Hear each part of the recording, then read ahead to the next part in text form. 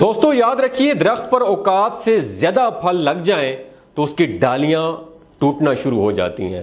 اسی طرح انسان کو اوقات سے زیادہ مل جائے تو وہ رشتوں کو توڑنا شروع کر دیتا ہے۔ پتہ ہے اس کا انجام کیا ہوتا ہے؟ اس کا انجام یہی ہوتا ہے کہ آہستہ آہستہ درخت اپنے پھل سے محروم ہو جاتا ہے۔ دوستو یاد رکھیے کہ الفاظ کا چناؤ سوچ سمجھ کر کریں۔ جب آپ کسی سے بات کر رہے ہوتے ہیں تو آپ کے الفاظ آپ کے خاندان کا پتہ، مزاج اور آپ کی تربیت کا پتہ دے رہے ہوتے ہیں۔ بچہ بڑا ہو کر سمجھتا ہے کہ ابا کی لگائی گئی پابندیاں ٹھیک کی تھیں، اور اس طرح بندہ مرنے کے بعد سمجھ جائے گا کہ اس کے رب کی پابندیاں ٹھیک تھیں۔ زندگی کوئی چائے کا کپ تھوڑی ہوتی ہے کہ ایک چمچہ شکر ملا کر ذائقے کی تلخی کو دور کر دیا جائے۔ زندگی تو عمر کے آخری لمحے تک گونڈ گونڈ کر پینا پڑتا ہے اسے، چاہے تلخی کتنی زیادہ کیوں نہ ہو۔ ہم میں سے لوگ تہجد پڑھتے ہیں مگر اپنے بھائی سے بول چال نہیں رکھتے، ہر نیک کام کرتے ہیں مگر غیبت نہیں چھوڑتے۔ دوستو یاد رکھیے، اپنی نیکیاں ایسی تھیلی میں نہ جمع کریں جس میں سوراخ ہی سوراخ ہوں۔ اگر تمہیں ایک دوسرے کے اعمال کا پتہ چل جائے تو تم ایک دوسرے کو دفن بھی نہ کرو۔ اللہ پاک نے تمہارے عیب چھپا رکھے، اس پر شکر ادا کرو اور دوسروں کے عیبوں کو بھی چھپانے کی عادت ڈالو، کیونکہ برائیاں آپ میں بھی ہیں اور زبانیں دوسروں کے پاس بھی ہیں۔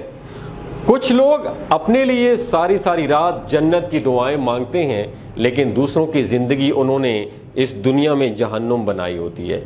دوستو یاد رکھیے، ہم کسی کے دل میں جھانک نہیں سکتے، یہ جان نہیں سکتے کون ہمارے ساتھ کتنا مخلص ہے، لیکن وقت اور رویے جلد یہ احساس دلا لیتے ہیں کہ ہمارے ساتھ کون مخلص ہے۔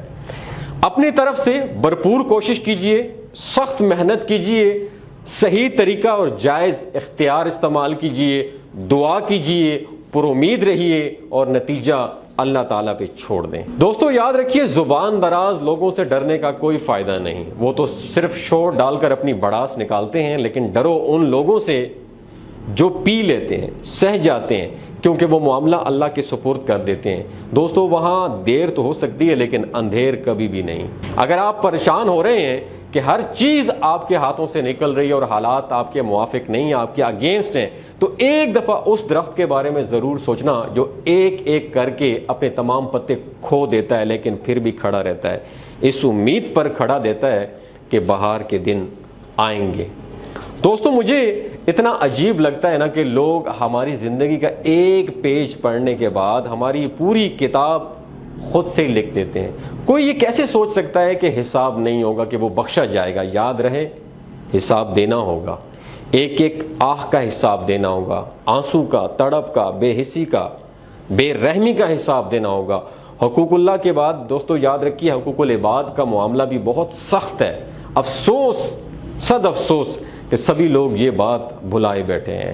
صدقہ جاریہ کی نیت سے دوستو یہ ویڈیو، یہ انفارمیشن ضرور شیئر کیجئے گا اور مختلف گروپس میں شیئر کیجئے۔ ہو سکتا ہے آپ کے شیئر کیے گئے یہ چند الفاظ کسی کی زندگی بدلنے کا ذریعہ بن جائے اور آپ کے لیے اخروی نجات کا سبب بنے۔ شکریہ۔